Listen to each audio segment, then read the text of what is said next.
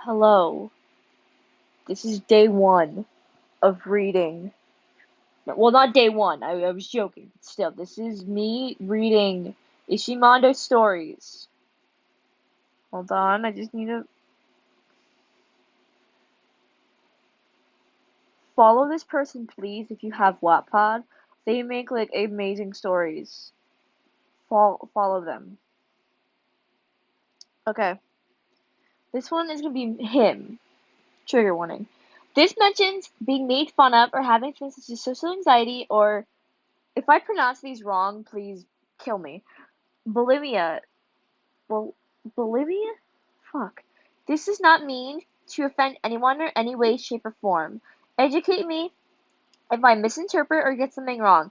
I am writing from what I know about bulimia, and I have social anxiety, so when it is mentioned, it is based off of what happens for me.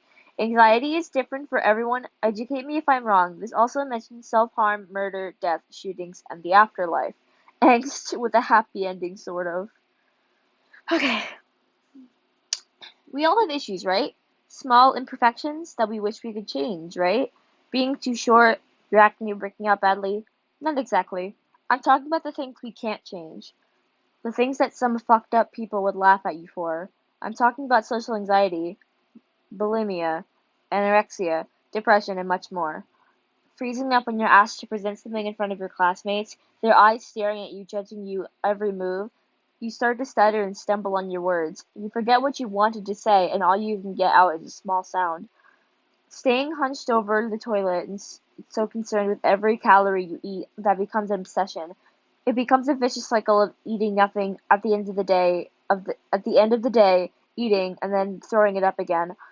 We've been told that if we feel the need to harm ourselves, to talk to someone. Who listens to that anymore? Very few people do it, seems. Most reach for the blade instead of a person. But by some slight chance, sometimes there's someone there you can trust with your life, and you can talk to about anything that you're going through. I was lucky enough to meet that person. He was my savior. He kept me going. He was the person that I could trust so much that I fell for him. I fell for my best friend. Everything about him, his eyes, his smile, the way he talked, and just everything about him was perfect to me. He was there for me, through it all, and I fell for him hard. That fact alone was made him eventually get killed. I won't go in much detail, but spare my feelings and yours. All I will say is that someone took his life because he protected me.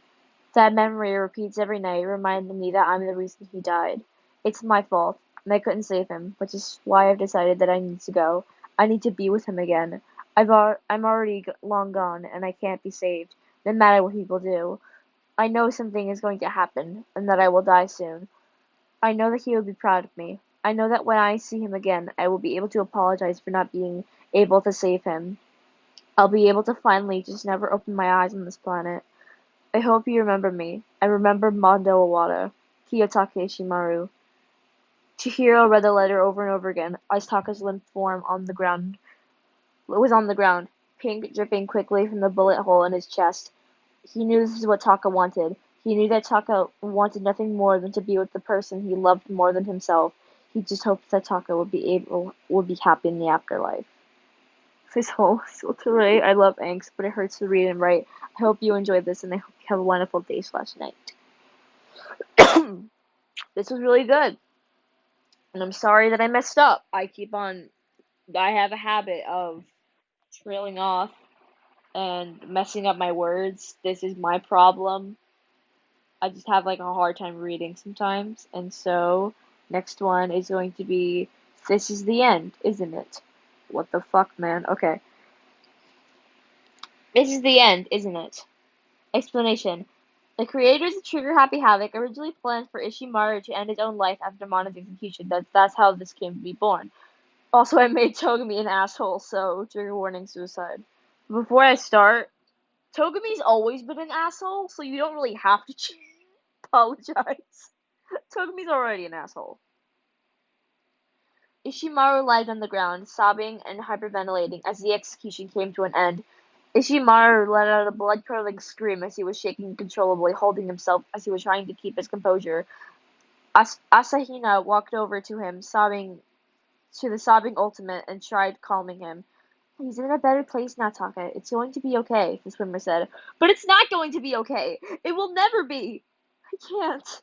He choked out through a sob. He pushed Asahina away, repeating the phrase, I can't, over and over again. His words slurred together as he began to feel the energy being drained from him. I don't want to live like this. He collapsed on the ground. Togami laughed. How pathetic. All it took was a death to break his spirits. I'd expect the ultimate moral compass to keep his composure, he stated. What the hell is your problem? Fuck, that was the wrong voice. Shit, I'm sorry. What the hell is your problem?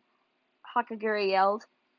He just watched his closest friend for you and say how pathetic? That was a bit too far, Togami, Naegi added. Toko agreed, but didn't dare stand up to. I always hated pronouncing his name, like, so I'm just gonna call him Togami. Believe what you like. I mean what I said. I meant what I said. He is a genius, after all, he said coldly in Taka's direction. Not that anyone cares, but he and I are going to take Taka into his room, Sakura cut in.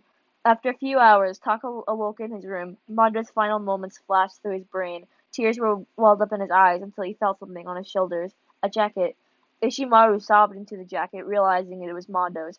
He tightened his already alarmingly strong grip on the jacket. His knuckles turned white as more tears flooded down his face. A week had passed since he last left his room.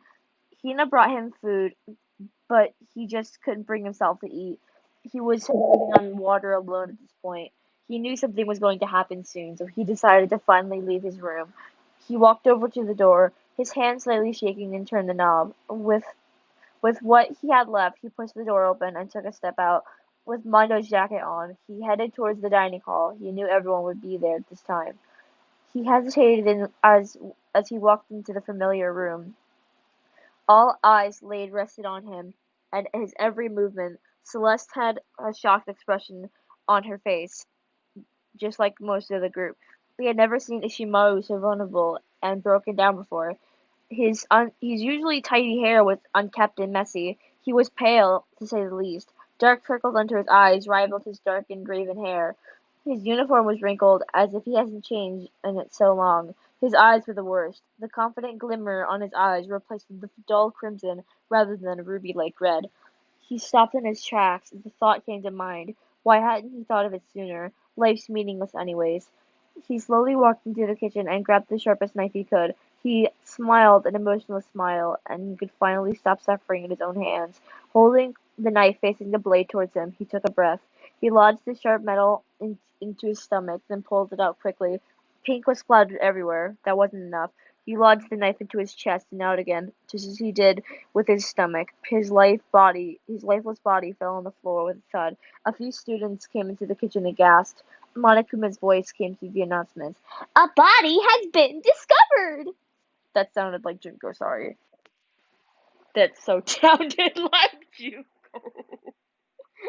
I'm so sorry that sounded like Junko. Okay, I'm going to skip the rewrite because, well, damn.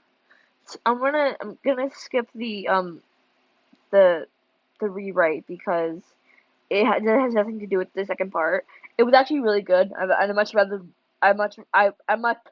preferred the rewrite over the first one, but it's still the part two takes place after the first one. Shit, I'm stupid. Okay, I forgot to mention that they were together before Mondo had died. I also got inspiration while he was a darkness. Okay. Chihiro ran to the large group of his classmates that would always meet up. Guys, someone's here. I didn't see who it was, but I think it's a guy, he said, sort of excited and sad. He was happy there was another one of his classmates, but he was sad that they had died. I wonder who it is. I wonder who it is, Saika thought out loud. It better not be that Baiku bitch. If it is, I'm gonna beat the hell out of him, Leon stated. Come on, guys. We don't have all day. Let's go, Chihiro said. He started running, leaving the group behind. Everyone took notice and followed to catch up. They all raced to see which classmate would be joining them in the afterlife. all felt a twinge of sadness in their hearts for the same reason. Chihiro stopped dead in his tracks when he realized who was there. The rest of the group did too. Mondo was the first one to walk up to him. Ishimaru looked up at him and started crying. Mondo sat down on the ground and held his arms in for a hug. Taka practically jumped into his arms and cried even more. I'm sorry I couldn't make it out of there for us. I just couldn't take it anymore. I couldn't save you, and it's my fault that you're dead. I'm sorry. Ishimaru barely got the words out of his mouth before he started crying harder. The dam finally broke. His feelings spilled. All instead of small drips, tears came in like a tsunami. Being overwhelmed with the emotion, Taka couldn't speak. He tried desperately to apologize over and over, but his vocal cords were still. It's not your fault, baby. Taka smiled Taka smiled slightly at the pet name. I'm here now, and we're never leaving again. I'll be with you forever. Who killed you, if you don't mind me asking? Chihiro asked. He was curious and concerned, as he had an idea. He hoped it wasn't true, but he was holding his breath. I'd rather not talk about it right now. Chihiro understood and dropped the question. Come on, we should do something to get your mind off it, Leon suggested. We can all hang out together as a group. Saika nodded and smiled. Although I didn't know you very well, it'd be nice to be friends. Yeah, I'd like that. It was all about a week before he was finally ready to tell everyone how he died. Celeste and Hifumi had arrived 3 days prior and kept how he died a secret to respect him. The topic of Taka's cause of death still floated around in the back of his former classmates' minds. He was ready to tell them. He was just scared for the reactions. He met with them one by one, explaining that he ended his own life because he couldn't handle it anymore. Eventually, it was Mondo's turn to know. He was the most anxious about telling him since he had no clue how he'd react. Would he leave? Would he laugh at him? Would he talk? Are you alright?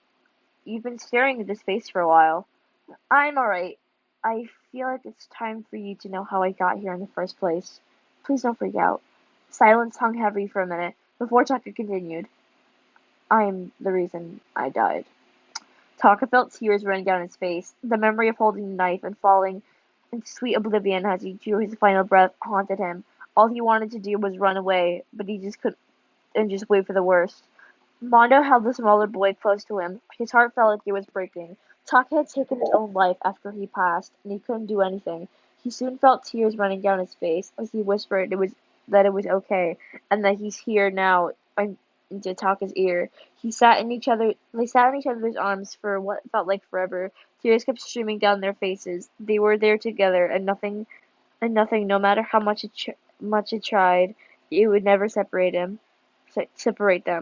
I hope you enjoyed this part two, the thing that was brought to you by me wondering how things would play out in the games and things were different. And I think that's gonna be it for today. I might read some late tomorrow because or later I guess because my screen recorder is a bitch. But seriously, there are a lot of good stories here that I would like to read, and this is only three of them. Bye bye.